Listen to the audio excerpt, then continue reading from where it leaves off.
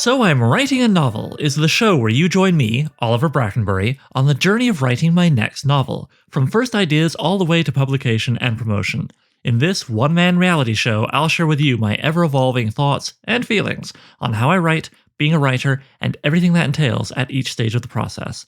I'll also answer listener questions and, sometimes, interview special guests. If you're the kind of person who likes to learn how things are made and get to know the people making them, then this is the show for you. This episode's topic is anxiety and writing, but I guess you know that if you've downloaded this, because, it's funny thing about podcasting, you want to be like this presenter and be like, oh, the topic is blah, but you've seen the topic. So anyway, the topic is anxiety. The topic is anxiety and writing. This is something I've wanted to cover on the show since the very beginning, but the journey to my covering it didn't really begin until a message I received in early November of 2021. It was from Mike Harrington, a member of the Whetstone SNS Discord community tavern thing, that I've mentioned on here a lot of times, fun online community that I really like. And it reads as follows. I got Mike's permission, don't worry. Hey Oliver, I just listened to the first episode of So I'm Writing a Novel. I so enjoyed your vulnerability, candidness, and the fact that you sounded like Ira Glass. So I'm Writing a Novel is like this Canadian novel life. I'm glad I found it. Having recently finally had enough of telling myself for 30 years that I was going to write, I finally started to really try.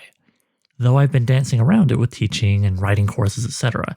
It's scary AF, and I think I'm horrible, and I'm disappointed that at 52, I'm trying to climb a huge mountain. But I just have to try and see if there is a voice in there. And I always return to my first love, fantasy, sword and sorcery, the 80s D&D boom, etc. Don't know why I'm telling you this, probably because you opened yourself up. Thanks for that. I appreciate your posts on Whetstone and in the Goodreads group. I replied, Hi Mike.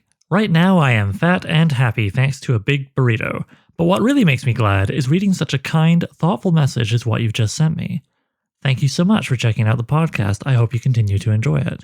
Without turning into a public therapy session, I am trying to really be open, if only because I've become so very tired of the pressure to appear smiley and perfect at all times, a cliche of the film and TV industry as well as social media in general, I guess.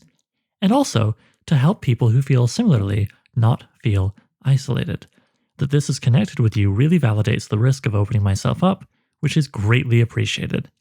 As for starting the mountain climb at 52, I hear you. My dad is 75. He finished traditional schooling at 14 before going into a goldsmithing apprenticeship program, and only really read magazines for most of the time I've known him. But a few years ago, he decided he wanted to write a book about his years learning the trade when he was younger, in London, England, and I've been helping him. Even if he never finishes it, when I think of the joy he's taken out of learning this new-to-him skill, well, I know it's a real cliche online. The so-and-so famous author only started writing at X years old, and they created amazing book we all know thing. I can't promise you'll become one of those people.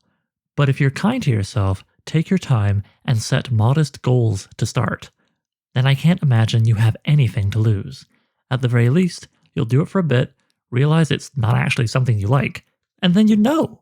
Or you'll find your way to the joys of learning new techniques, finding new ways to appreciate stories you've loved in the past, and so on. You really can't lose, man. Good luck. If you ever want to, feel free to shoot me a question, any question at all, and I'll write a question and I'll answer on the show to the best of my ability.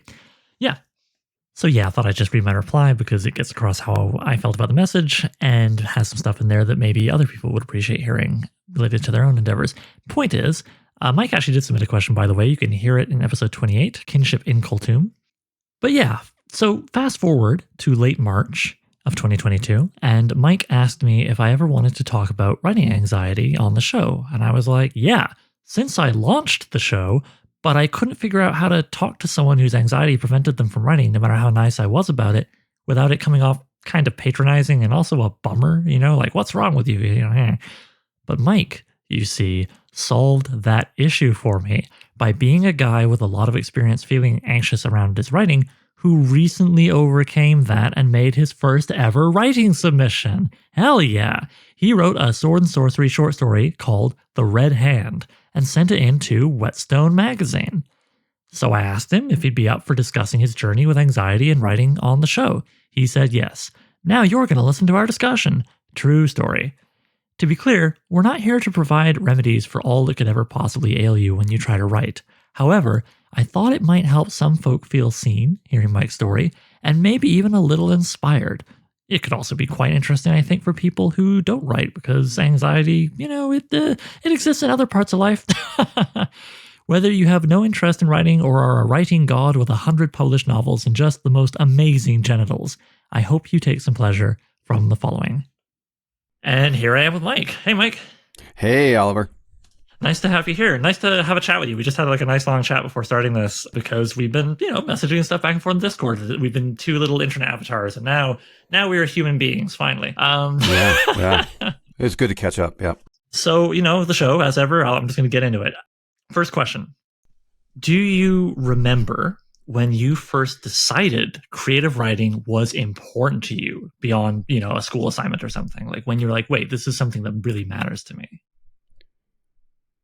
Yeah, that's an excellent question. And thinking about it, it really goes back to elementary school, really back to when I started playing Dungeons and Dragons back then. I'm going to date myself, 77 maybe. Oh, cool. So yeah, that was like AD&D first edition. Oh, basics. We're, pre-Redbox, pardon me. Yeah, pre-Redbox. I actually can remember having, was Blue, I think, right? Something like that. Way back when. My dad he worked in the toy industry, and I think he must have gotten a hold of it and given it to me. So yeah, back in those days when I had that, and probably got it before everybody else because of my dad being in the toy industry and being a game master and reading a lot of things like, I think I started out with Tolkien because I can remember reading that, and definitely Lloyd Alexander's was it the Chronicles? The Prydain series. Yeah, Prydain, yeah. And having box set of that, thinking about writing and doing that sort of thing back as far as that. So probably 5th, 6th grade, something, okay. back when I was a little bit younger. Yeah, when we were chatting before we started, you mentioned that it was definitely part of it was teachers or parents perhaps telling you like, oh, you're creative, like you got big ideas, man.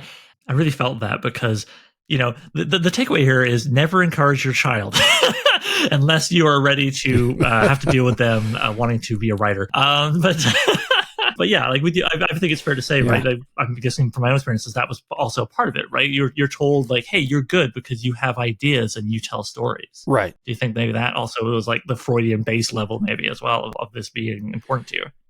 Yeah, I think you're spot on. I mean, there's one instance, and I totally remember this, and I will probably remember it for the rest of my life. I was in middle school, so I remember we were asked to write an assignment, and I would take assignments like that we were given to write, and I would just do something crazy on it. And I don't remember exactly what the assignment was, but I probably went off on a tangent and created some kind of fantasy thing from it. And I think we were asked to read it. And I read it during the class, and some of the kids were probably like, as they do in middle school, being not jerks. paying attention, whatever. Pecking order. And I remember and I can see her perfectly in my mind, but I can't remember her name. But she said, don't make fun of him. He's got a gift. And I'll always remember that. Now, the problem is with that is it's also sort of like this standard that gets held up. And I think it's moved into some of the reasons why I had anxiety and a problem, because on the one hand, I was told that, you've got something. And on the other hand, that's a standard of perfection that I don't know if I really ever could get to, because everything had to be perfect. Everything had to be the world-ending piece of work that I put out. You've got something means maybe you've got something to lose. You've got something to live up to. Yeah, I've got something to lose, got something to live up to, and I darn well better do it. Okay. Well, I think I've stepped on my own question a little bit here. So, hey, now who's making mistakes? But my second question here was going to be, was there something you found you got out of it, either the doing or even just the thinking about doing out of it? Like, I'm guessing some degree of pleasure, some degree of satisfaction. Yeah, and that's a multi-part answer to that question. So on a level of just wanting to connect with people and get praise from people, and this actually goes back to me thinking about, the kind of some of the childhood trauma that I had, and wanting to have connection and validation and just somebody caring for me, So I think some of the writing and some of the storytelling and the praise I got from that was, hey, look at me. And and when I say look at me, I'm talking about this little boy that's inside of my adult body. Look at me, tell me I'm okay. Tell me I'm good, and tell me that what I'm doing means something. So there's part of that, and that's come from me just pulling off layers and layers of trauma and life and all that kind of stuff. Then there's the other thing, a second thing, that and I found this is in nonfiction, when I'm writing something and it's really good, and we were talking about a book called Several Short Stories or Short Sentences About Writing, and he mentions in that book flow. When I'm writing really well, I get into a state of flow. Things disappear and it becomes really about what I'm imagining and seeing in my mind. And that place where I'm in there, and if it could be nonfiction, it could be a tech article I could be writing. That place, it makes me feel peaceful, and I'm into it, and I feel like there's something better coming out of me, and that's very addictive there.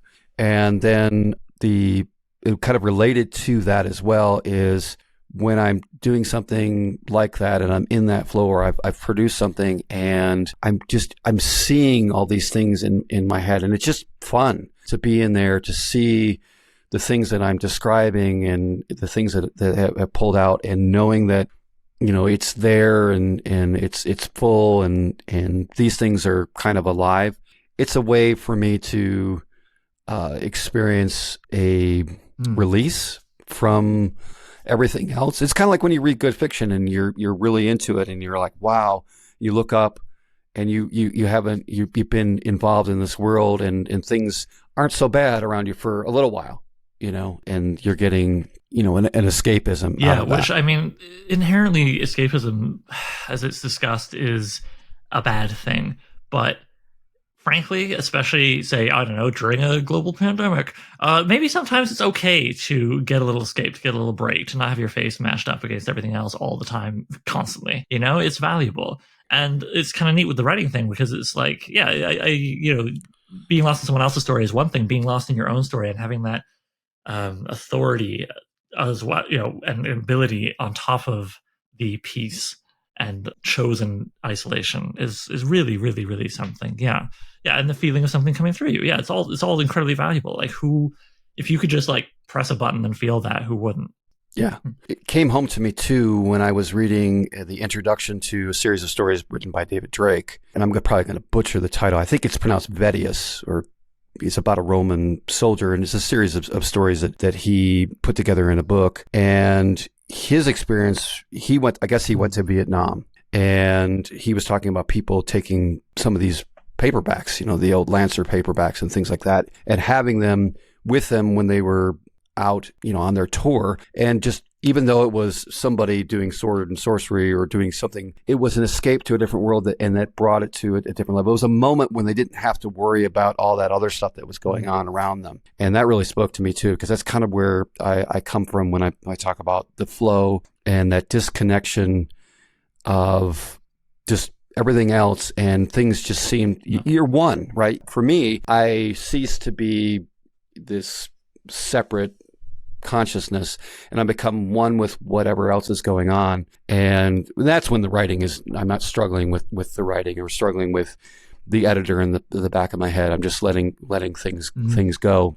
It allows you to just not have to deal with that. And there's this oneness that comes up, kind of like, if you do meditation, sometimes you get to that point where your mind just quiets, and then all of a sudden your mind comes back and you think to yourself, where was I? Well, I wasn't anywhere, but I was part of everything at the same time. And to me, that's just a great place to be in.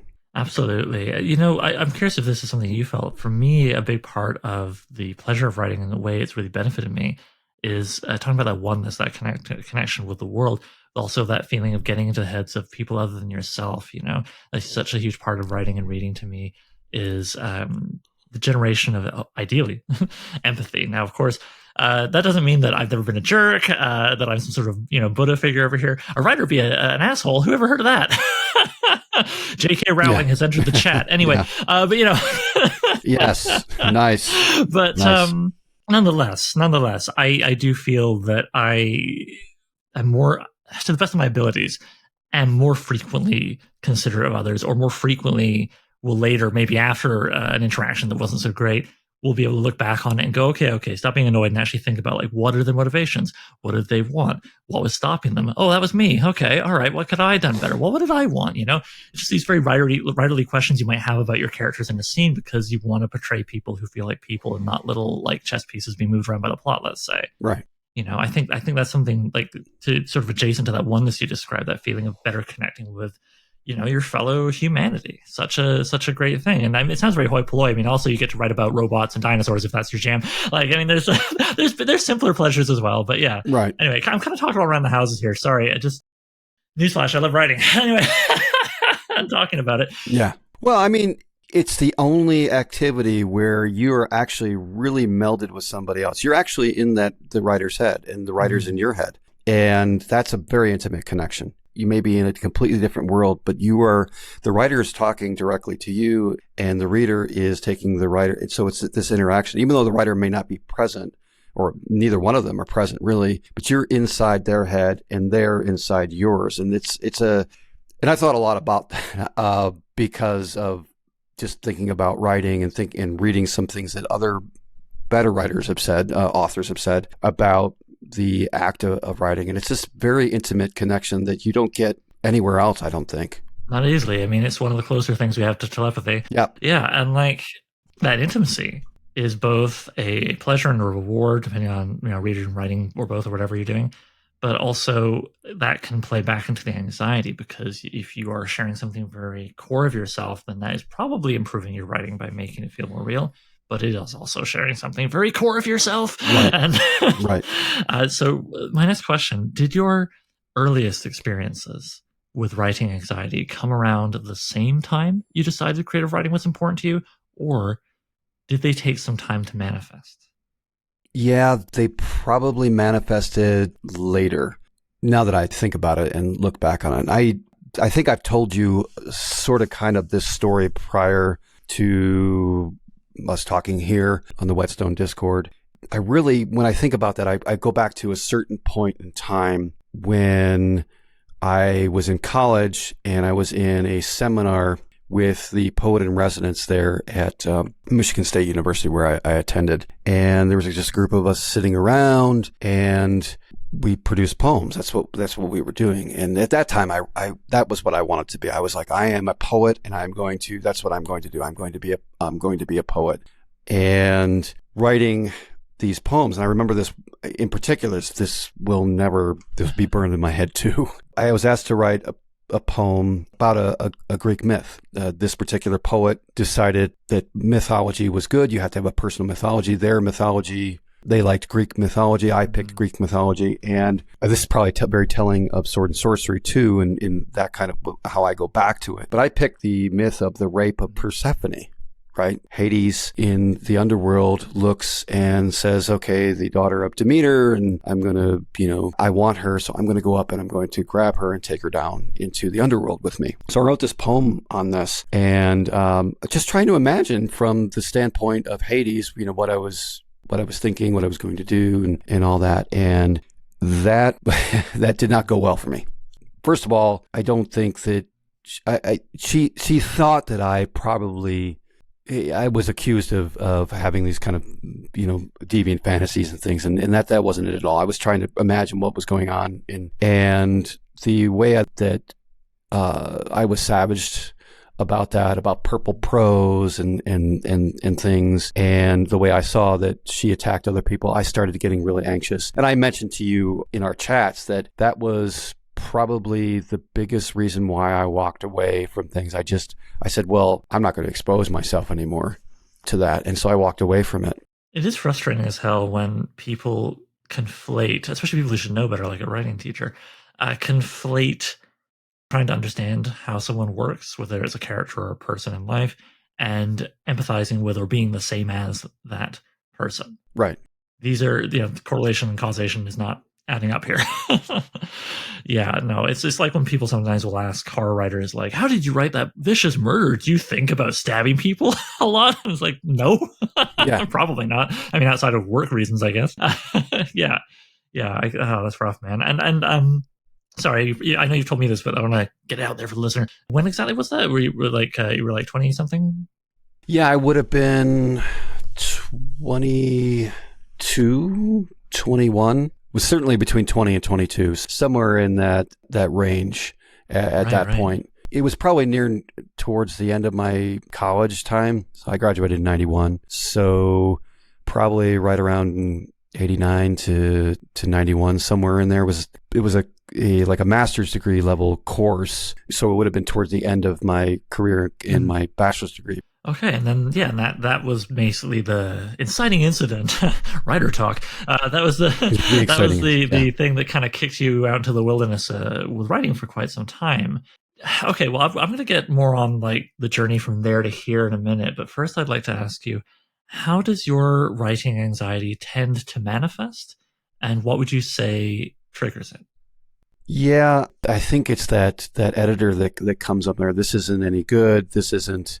I'll struggle with a sentence. I'll get a great idea, or what I think is a great idea, and I'll sit down and I will peter out. I won't be able to figure my way out of it. And so then it's like, this is no good. And I'll imagine people bouncing off of it and, not liking it or thinking it's boring, or that's usually how it manifests. That, so good old perfectionism. Perfectionism, correct. And thinking that this is, it's got to be absolutely perfect. I probably imagine in some way, shape, or form that writing teacher maybe over my shoulder, thinking about that. That's typically how it will manifest itself.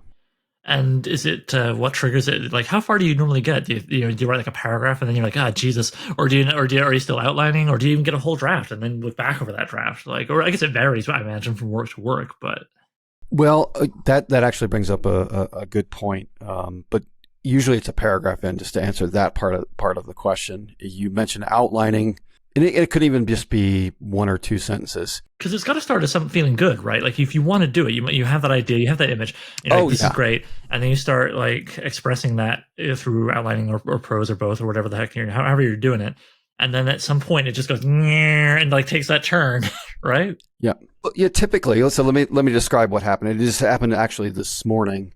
I woke up. And sometimes, it's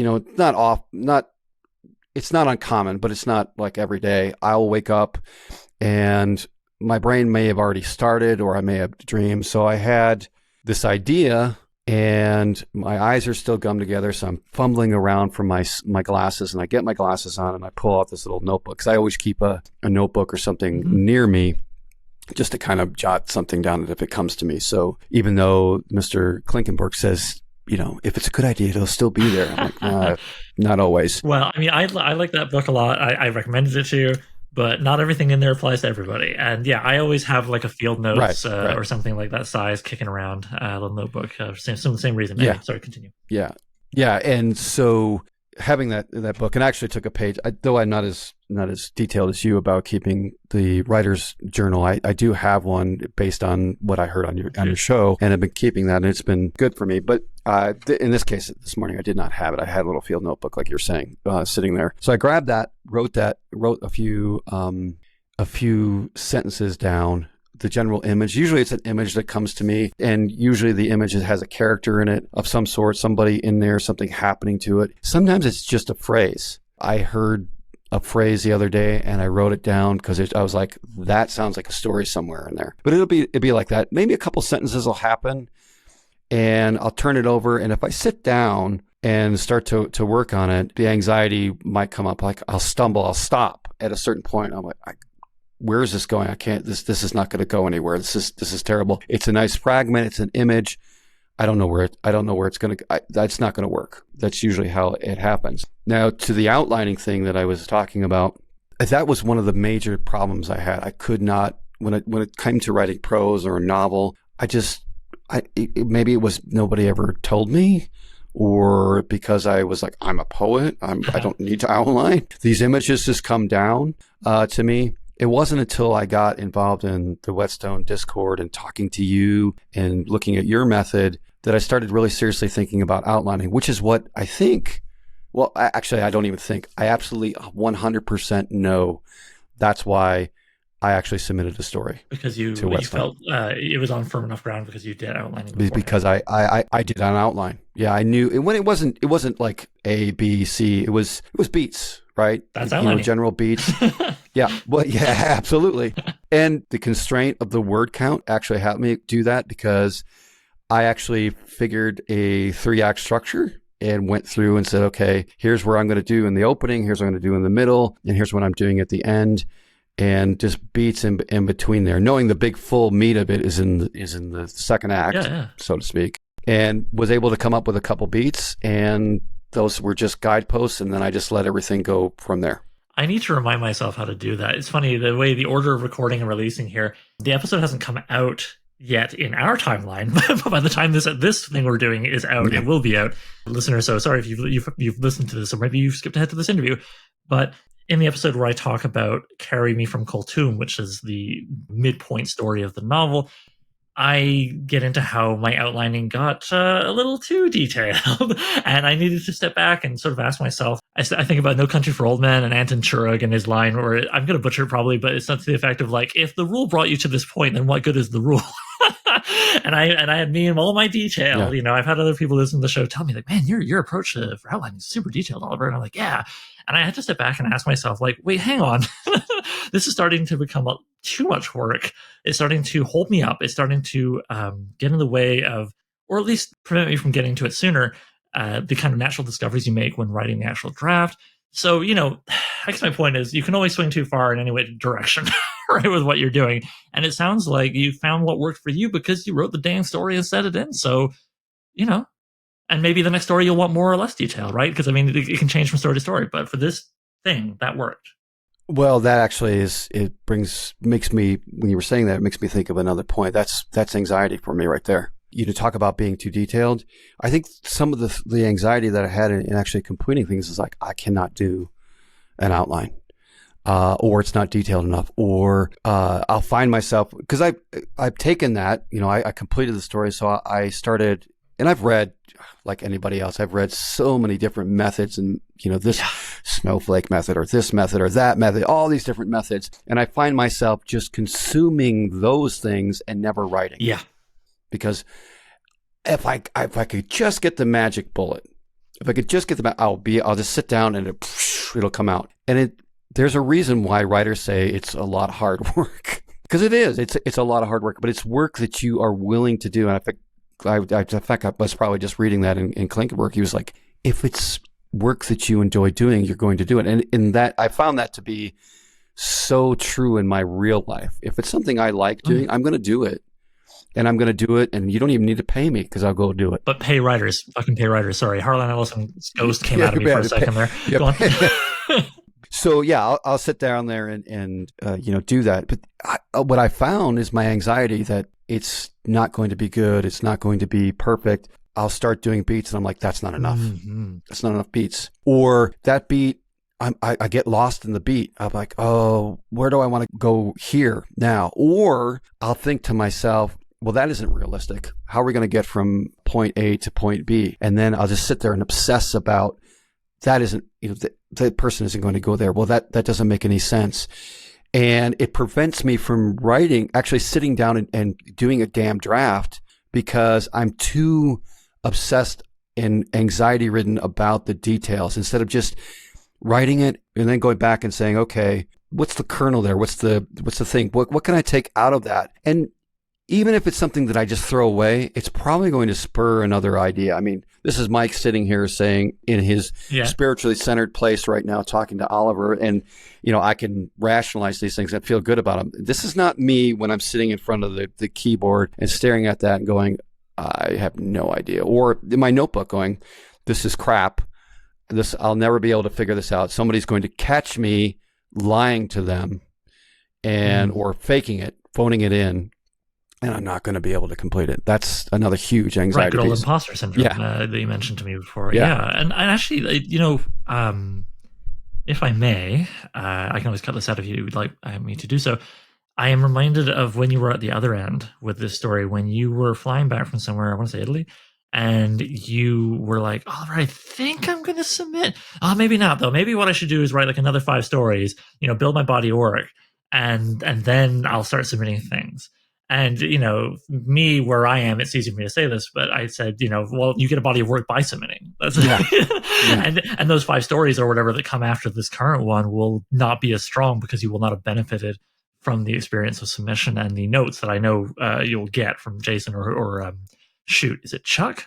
I'm losing the name of the other editor at West Chuck or Luke, probably, or yeah. Yeah. So the point is, anyway, listener, yeah, like it's interesting to be on the other side and feel that creep up again. And my point mentioning it to you, Mike, because you were there, you know what the hell I'm talking about, is when you were at that point, was it this feeling of, and you wanted to like, maybe I'll write 5 more stories and then, submit something.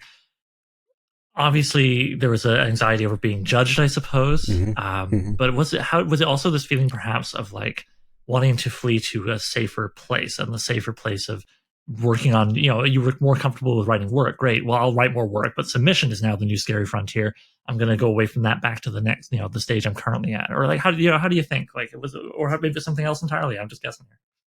Well, the anxiety there was, this goes back to that first post that I sent to you after listening to the initial show, and I was fanboying out on that. But it goes back to, well, I haven't practiced in so long. I don't have enough practice under my belt. I haven't written enough words. And because I haven't written enough words, it's going to appear sophomoric. And I need to edit it again. I need to rewrite it. And instead of just submitting the damn thing, I guess the anxiety was, and I wasn't on a plane. I was actually in Italy, and I had brought it along with me because I knew the deadline was coming up. I knew the deadline was probably I would get back just before the deadline, and I'd be horribly jet lagged.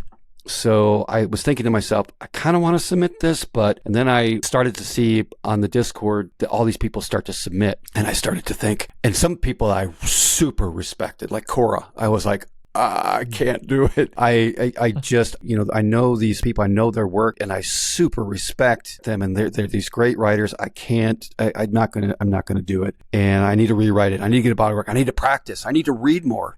I said that in that initial post. I'm so far behind. I'm climbing this mountain where I had all these different things in life going on. And I was looking at that story and just looking at my sentences and going, that's garbage. That's garbage. That's garbage. You can read something so many times and you just think, you lose the ability to see it objectively anymore. And I was at that point. You wrote back, just submit it. And so I was on a train. I was on a train, actually. I was on the train from Venice to Rome on the way go back home. And I sat down. We have planes and trains, and I assume automobiles at some point in there. Yeah, well, we were driving around too. So yeah, I was on the auto before, I was on driving with that before. But anyway, on the train, and I sat there and I just did an edit. I just said, you know what, I'm going to do an edit, and I know it's not going to be a perfect edit because I'm kind of on holiday or the end of the holiday. I'm tired, but I'm going to do that, and then I'm going to press send. And I pressed send on that train, and put it down, and just said, okay. I'm going to do that. And I'm so glad you nudged me to do it, because I probably wouldn't have done it. I was really not going to do it. I really wasn't going to do it. I was like, you know what? I'm in the company of these people that are just incredible writers, and they've read and they've been reading for years, and they have all this experience and everything. I'm just going to do it. And I was unprepared for the anxiety of, and this is a sword and sorcery short story. This is about a character, and there's violence and things going on, and it's not even really me necessarily. I mean, it is me, but it's not like Mike saying, "Oh, this is who I am and what I did, my story," and me being just me as a person. It's certainly not autobiographical. I hope not. No, let's hope that it is not. But it is me, and I wasn't prepared for that. I was unprepared for the anxiety of like, this is me. I did this. And I put it up for people to look at, make comments on. And that is, and as I'm talking to you about it right now, I actually physically feel anxiety Oh, I'm sorry, man. No, it's fine. I mean, I've learned to kind of like think about that. Like, well, think about the various parts of my body that are feeling anxious in why I'm doing that. It's part of me thinking about me and being aware of all that so that I can be a better human. Well, I'm really glad that you messaged me and I gave me the opportunity to say, like, do it. Because I'm glad it led to you doing it. But also, this isn't about patting myself on the back or anything. It's just that, like, if we can even broaden this out beyond writers, what you were telling me, it actually didn't make me think of a writing friend. It made me think of an actor I knew. Well, I still know him, but he's not an actor anymore, who wanted to get his career going, and he moved to Toronto. And I was doing some filmmaking stuff at the time. I was, I introduced him to what people I could and did everything I could to help him. And things would come up where he'd be like, I would offer him free video editing services, which for anybody who's done that, that's a lot of manpower. Absolutely. Not manpower. What am I saying? That's a lot of hours of labor doing video editing. And I was like, hey man, I will cut you a reel. Two of the things of which were productions I'd invite him to be on. Like I was sorry again. It sounds like I'm making it about me. I'm just saying I was really trying hard to support my buddy, and he was like, oh well, I just got to do one more film. I'll do one more thing. I'll do one more thing to put it on my reel. I'll do one more thing. And like the same thing. And he got headshots, but he didn't give them to anybody, because it was like, oh, I got to do more. I got to do more before I put myself out there. And I was hearing, like, when you were saying, like, oh, I got to do like maybe a few more stories before I submit. My brain just like, drew a dot from that back to me sitting with my buddy like 10 odd years ago or whatever, having that conversation. And I just was like, oh no, because that guy, the acting didn't go anywhere. And it wasn't because he didn't have talent. That was what made it so frustrating. He was very talented. It's that he never found it in himself to realize that always trying to wait for one more thing means you will always be waiting. And in which case, what's the difference between always waiting and just nothing happening? Right. There is none. Yeah. And so that's where I was coming from, nudging you there. Not. I hope from. I think you took it fine, but there's always a little worry when you nudge someone hard, where you're like, no, just do the thing. That you might sound like you're being cruel to them, or that you also worry that you are expressing something of yourself. There's always good old projection, right? Maybe I was having trouble to do something and I was like, it's easier to yell at some other guy to do a thing instead of me. Yeah. So it's kind of funny because there was actually a little anxiety on that side of it. So we're all a bunch of nervous little, monkeys who can drive and use computers now, aren't we? Yeah. But it worked out. So hooray. Awesome. Yeah. And you had mentioned mentorship, and I was thinking about that leading up to us talking this morning, and how it's so important to have people that just in good. We talked about that bad professor. The teachers and mentors in your life really make a difference, and you can spin off and go into different directions just based on that, because we are those nervous little monkeys that are using computers and driving cars now, and we have such ridiculous anxiety over things that don't matter. And it's that imposter syndrome. Well, I can't produce this because this person has this encyclopedic knowledge of X, Y, or Z, and they've read I got to read 7 more books by Robert E. Howard before I can possibly, do this, or I've got to be able to read all this history and do all this research before I can start writing something that's based loosely on some historical period, or I've got to do this and this and this and this and this. And it's because we are comparing ourselves to other people's outsides. We have absolutely no, again, this is Mike being spiritually centered right today. And, we compare ourselves to other people's outsides and their body work. We have no idea what happened. We have no idea. It just looks to us like today they were able to do all this stuff. They have no idea for all that work that happened underground before you're actually seeing all that support from other people. Right. It's cliche, but books are not written by one person. Absolutely. They might literally be written by that one person, but there's editors, there's partners to support you, and so on and so on. Right. And there's this culture, and I guess it's Western culture, and I'm including your country and my country as part of that, the kind of the thing, even though here in the United States, everything is about being the United States, but there's the mythology of the genius writer, the genius painter, the genius musician, that in there, like you said, it isn't that at all. In order for a film to come out, the director has a vision, there's a writer that happens, and unless the director is the writer at the same time, but they take the work. So the writer or whoever it is pushes that, then the director takes that, and then it goes, the actors are contributors into interpreting what the writer put down. So they're breathing life into that. And then it gets to the editing room, and then you have, like you were saying, you have somebody that's putting hours and hours and hours of work in trying to pace things and make things, so there's this whole thing. But when it comes to, the work coming out, we talk about the director. We don't talk about the writer. We don't talk about... Yeah, well, this is where I'm going to stop myself from uncorking a whole rant about the auteur theory, French New Wave or whatever. But even outside of creative stuff, right? Like anyone who's listening to this... That was Truffaut's fault, by the way. Pardon me? That was Truffaut's fault for auteur. Yeah. Anyway, I'm just like pushing that down right now. But also, I think this is very relevant to worlds outside of creative output. Anyone who might still be listening this deep into the episode who doesn't write, first of all, thank you. Second of all, it's worth considering the myth of the self-made man. Mm-hmm. There's no such thing. Every single one of those guys, there were people that are like, oh, Bill Gates started this out of his garage. Well, there was a 6-figure loan from his mom, if I remember correctly. Yeah. Just every single one of those guys. And sadly, they're all guys.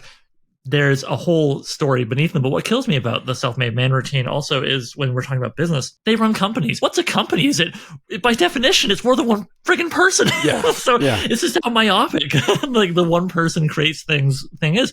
No such thing. Even if a person just goes to a field and silently on their own whittles a flute, let's say, who taught them? Yeah, exactly. Who are they going to show it to later? There's no such thing. So it's worth remembering when you're trying to write and you're maybe having trouble. And this is part of why, come back to what you're saying about finding community is so important. And we both kind of agreed. Neither of us can really remember, unfortunately.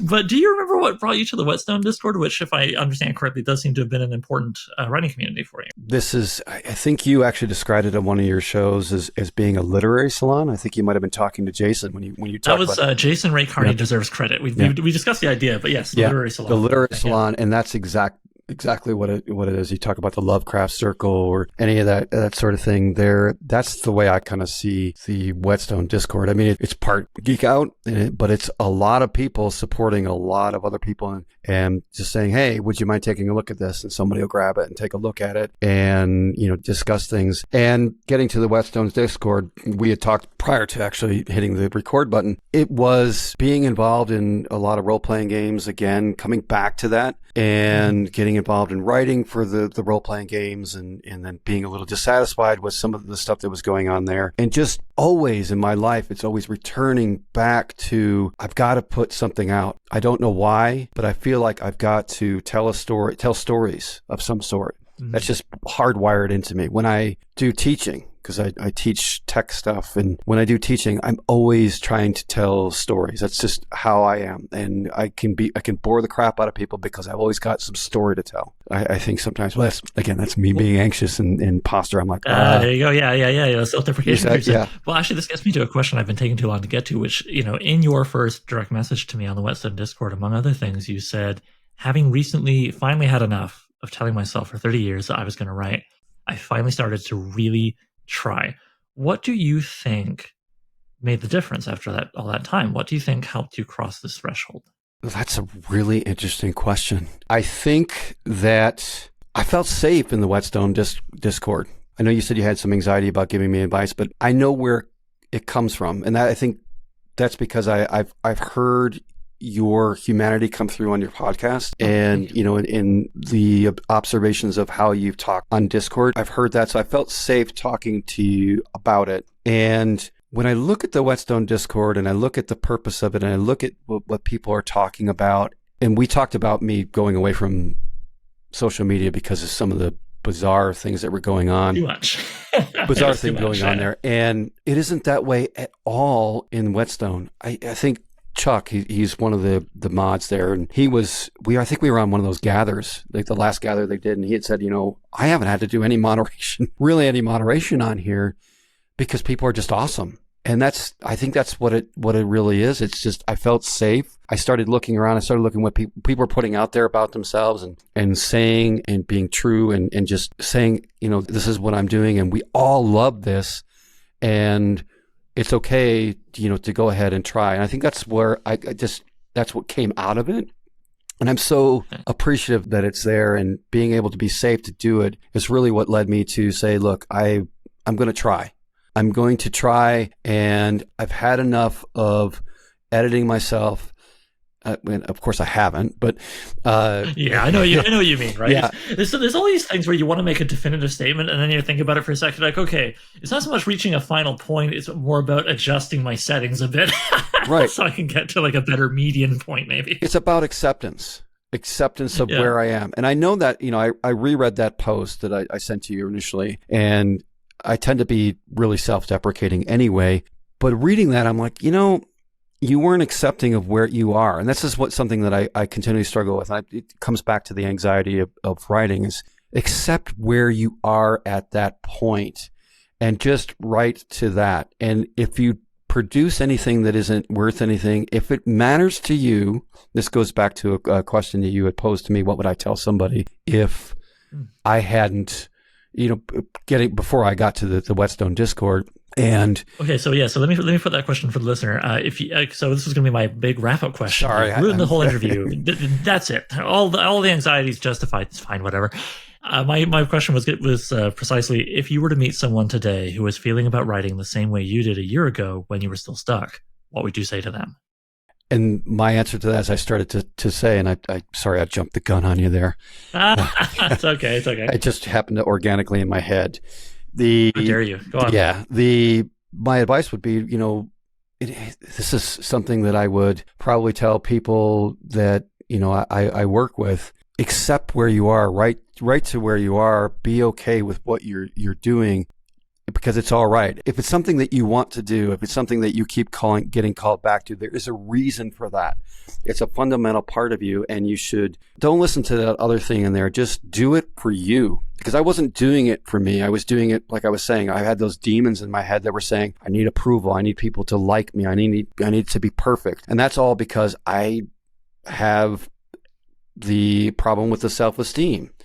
And we all do. And you forget that, right? You forget that everybody is coming from that same place. Even people that are, outstanding writers. I'm sure Stephen King has some anxiety when he goes to, will this novel be okay? Will they like me as much as they like me before?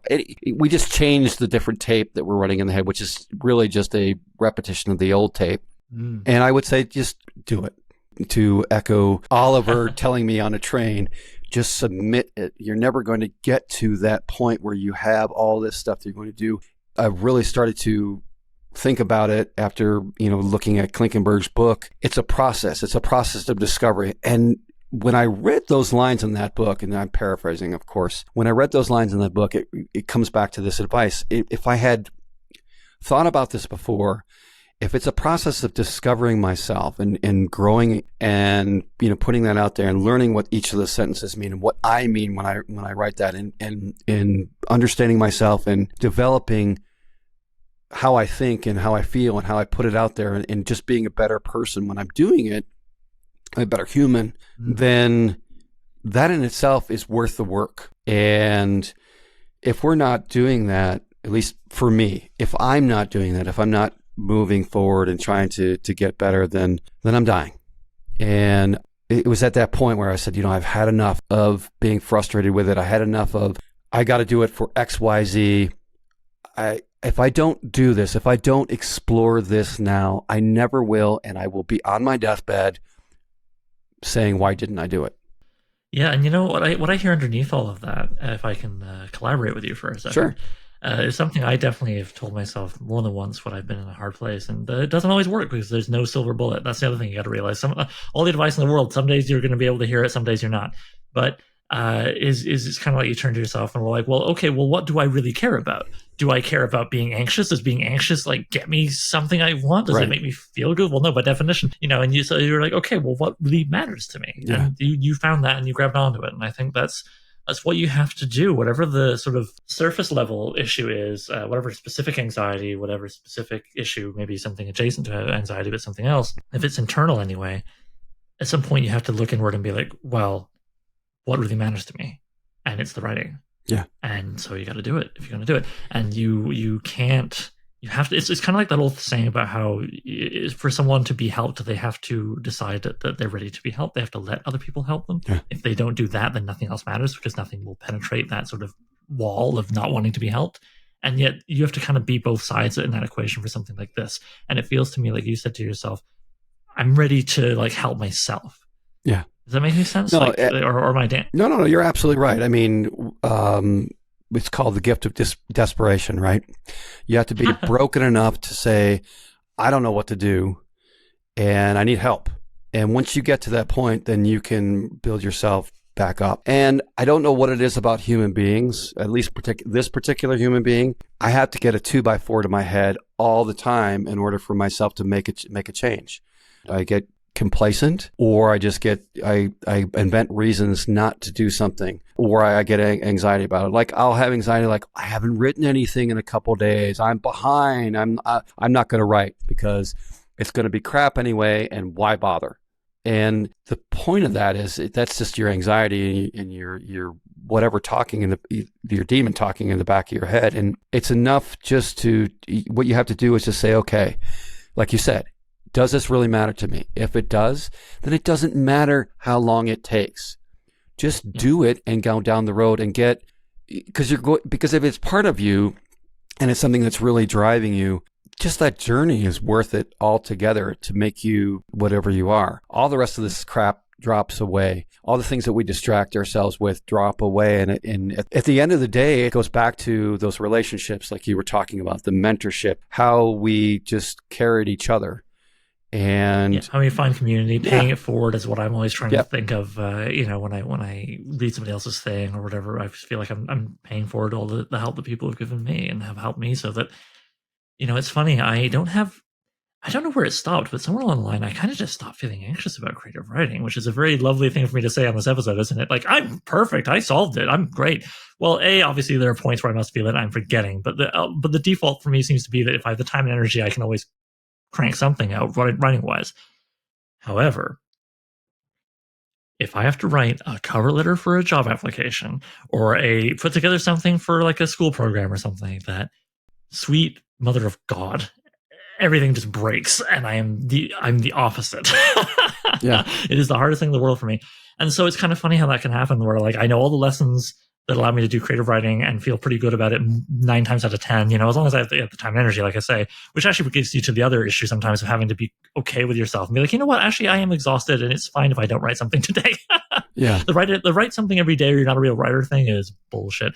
Anyway, what's my point, Oliver? I guess my point is everything you're saying applies. And I just hope also that anyone hearing this who maybe is unable to write for external reasons of exhaustion or illness or whatever, please also remember that it is important to know when you don't have the resources, mental and physical, to do something, and that's okay too. Right? Absolutely. I just feel so much of all this stuff we talk about, like I said sort of earlier, it's not about finding one definitive point and then struggling to stay at that one place forever. It's knowing that you're kind of going to swing back and forth between two poles. Some days you're not going to have it in you to write. Some days you are, and you just got to try and navigate so that there's more days that you can, do what you can to craft things and be cool with yourself when the days don't work out. All right. I got a couple quick questions and then we're going to be done. The story, The Red Hand is the name of your story. Right. How long was the road from your first idea for it through to submission? Like rough approximate timeline. Approximate timeline would probably 2 to 3 months, maybe something like that. When I had the initial idea, there was a bunch of other ideas that came prior to that eventually that one is the one that came out. And well, I'm not going to discuss the actual what was the inspiration for that. There was a number of different inspirations for that. And I don't really know why that one coalesced, but it did. The outline came. Was it just the strongest feeling? Were you just kind of falling like a water dowser? Like this story. Pulls me the hardest. I was watching a masterclass with James Patterson, and he was talking about keeping he had a notebook, and he would just, when it was come time to write a new book, he just goes through and he looks at whatever idea seems to stick. That's what this one was, the one that stuck. This is the one that the outline came, the 3-act structure came perfectly. Well, not perfectly, but it came to where I'm like, I could actually write this one, because I'd stopped and started a number of other different stories that they just kind of petered out, even though I tried to outline. This is the one that seemed to work. Nice. And what do you like most about The Red Hand? What do you feel are your strengths as a writer? No self-deprecation allowed. I will press a large air horn button if I hear any. No. I think the thing that I like the most about that story is the atmosphere that I was trying to invoke in the story. It's very much a story about vengeance and about screaming into the void there. And I think that what I like about that, and when I'm thinking about that, is just some of the imagery too that I pulled out from my brain and put in there. I tried to, well, very much to be poetic on it. There's not a whole lot of dialogue. There's like 3 lines of dialogue in that story. I liked that. I thought that was a strength, man. A lot of people drown their early stories in dialogue. Yeah, I consciously tried to, and probably in the note that you have somewhere, I tried very much to make it like you were watching a movie. And to me, that experiment on there was something I really enjoyed trying to get across. And remember, I'm not asking what do you think was perfect. Now, let's forget that word. But what do you feel, at least in this story, are your strengths as a writer? Did you feel better about your pacing, your rhythm, that bit of dialogue that you had, or your imagery? What was something that within that, what facet of it really felt like, yeah, this feels good? I know I got stuck in the middle part, so a little bit. I think I really liked the imagery the most, because that's what it all started out with. It all started out with the central character, in particular, one facet of that central character. And where I imagined was it's towards the climax of the story where the central character is just screaming. And that was the central image that really started everything off. And then pieces of it started to come another way. And so that particular image is something that I really, really enjoyed. When I think about that story, that's the image I think about. And you feel the way you expressed that image and other imagery in it was strong. Yeah. Because I would be inclined to agree, frankly. Yeah, that to me was the strongest part of the story, the part that I enjoyed the most, because there's something about that particular image that really, I can actually physically, I was talking about physically feeling things. I physically feel that hook in me when I think about that particular scene. Well, we'll talk more about it off mic, but I think I told you there was one part about midway, actually, that kind of made me snap my head back from the page and have a little like, holy shit, reaction. And yeah, it was some of your imagery, man. You really paint a vivid picture. And I look forward to more of those pictures. Okay, so normally when I wrap things up, I ask the guest to state the address for their author website, stuff like that. But you're not there yet. And you have been very wise in some respects, I would say, by pulling back from social media. So instead, I'm thinking, we've both been discussing several short sentences about writing, which I think it's fair to say both of us give a big thumbs up to. And listener, if you want to check that out, I think it's great. I recommended it to Mike in part because I felt it really helped declutter one's mind and kind of remind you of really core things about writing that you almost certainly already know. It's that kind of thing. And I love that. Real breath of fresh air. So what I'm thinking is, how about you recommend an online writing resource you've gotten a lot out of that you think people should check out? Something people don't have to have any money, just internet access,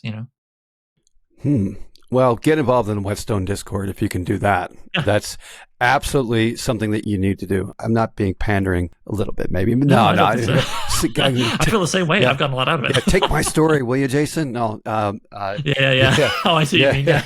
No. I sincerely mean that. There's just so much to get out of that Discord. Just different channels you can geek out. Like I said, you can get writing advice and do things. So definitely, if you haven't stumbled on that, it's and not just sword and sorcery. I mean, that is its main bread and butter in terms of the genres we discuss and fantasy. But like horror comes up, adventure fiction has got quite a bit of like Indiana Jones type stuff gets a lot of discussion. Oh, yeah. I just think in general, if you like genre fiction, it's a good place to hang. Yeah, out. Definitely. Definitely a lot of good pulp. The other thing I really like about pulp is you can do whatever you want. And it can be horrible, it can be great, it could be whatever, and it's still a lot of fun to work through and figure out what you want to do. And that's kind of what is really good for me, is just trying to figure out what I'm doing. I mean, I'm trying to think of other writing things that I have. Blackgate is another good place that I found a lot of good stuff on. And the Silver Key, Brian Murphy's website as well. Sorcery blog. Sorcery blog. Howard Andrew Jones that one in particular, I respect the hell out of Howard, and I'm so glad that I took his class, because this is another thing that Oliver has pointed me to. So many things that I've spent tons of money on because of Oliver. All these books. I'm sorry. Yes. No, it's all good. I'm looking at it, actually. Imaginary. There's this new solid gold writing book you should check out, by the way. I'm looking at Imaginary Cities over the corner there. That another one that Oliver pointed out. He's got just some fantastic things to put on your to be read pile. But Howard Andrew Jones, his blog has a lot of free writing advice, and Howard is not only is he an amazing writer, but he is a fantastic teacher too. And I was alluding to a class that Oliver talked about that I went and I took on his class on writing heroic fiction, and I mean, it was only like a couple hours, but probably the most, and I didn't spend a whole lot of money. I think it was like $50 US. It was pretty reasonable. Pretty reasonable, but it was probably the most I'd ever gotten out of any writing course that I'd ever done. And I don't know why. I don't exactly 100% know why it was, other than we really dug into those little paragraphs, those little things that he put out there. And the openings, yeah. And I think it was his passion and everything too. I also like... on his writing site, by the way, I just want to stress anyone listening who's thinking, well, I don't write heroic fantasy. Again, that is clearly Howard's jam. Yeah. However, his writing advice can apply outside that genre. Absolutely. I think like most of the best writing advice, like genre is the icing on the cake. It's not the cake. Yeah, and Howard's well read across a wide spectrum of things, and he actually advocates that. I mean, the heroic writing class, he had things that were in the excerpts that we were studying that were detective fiction, and they're really well written detective fiction. And Howard, he comes from a widely read area too, and that was another piece of advice I took, is like, read everything, because you don't know when it's going to come into, it's going to come or into even if read everything sounds intimidating, because that comes back to what something we were talking about earlier, right? Like, I got to read like 700 books and then I can write a story. No. Read broadly. That's a better way to state it. Read broadly. There we go. I just edited you. Yeah. No, absolutely. That's nice. what I meant. That's exactly what I meant. See? That's what you need a good there mentor. You go. It's also much easier to edit someone else than yourself. Let's be real here, right? But yeah. Okay, cool. So yeah, I'll link to those things in the show notes, listeners. That's easy to click on. Yeah. As of this recording on April 16th, 2022, we do not yet know if The Red Hand has been accepted or rejected by Whetstone Magazine. But I would say whether it gets in or it gets sent back with some thoughtful notes, something, again, I know the Whetstone boys are good about, you have had a victory. Absolutely no argument. All right. I look forward to reading your second writing submission whenever that happens. Yeah. Until then, thanks again for coming on the show to discuss all this. I really appreciated it. Yeah, thanks a lot for having me on, Oliver, and thanks a lot for being just an awesome person. It's really helped me a lot. I do my best. Thanks, man. So I'm Writing a Novel features original music by Gloria Guns and is hosted by yours truly, Oliver Brackenbury. If you'd like to submit a question, then please email it to soimwritinganovel@gmail.com. Bonus points if you record yourself and send me an MP3 I can cut into the show. Doesn't have to be fancy. Using your phone is fine. Just keep it clear and concise. You can also holler at the show on Twitter. Look for @so_writing. That's @sowriting. Please consider sharing the show with anybody who might like it, leaving a review on Apple Podcasts, and checking out patreon.com/soimwritinganovel. Patrons get to be thanked in the final novel, listen to episodes of the podcast a week early, and even enjoy a bonus podcast called So I Wrote a Novel, where I read and comment on chapters of previous works, starting with my first novel, Junkyard Leopard. Thanks for hanging out with me and Mike, and I'll see you soon.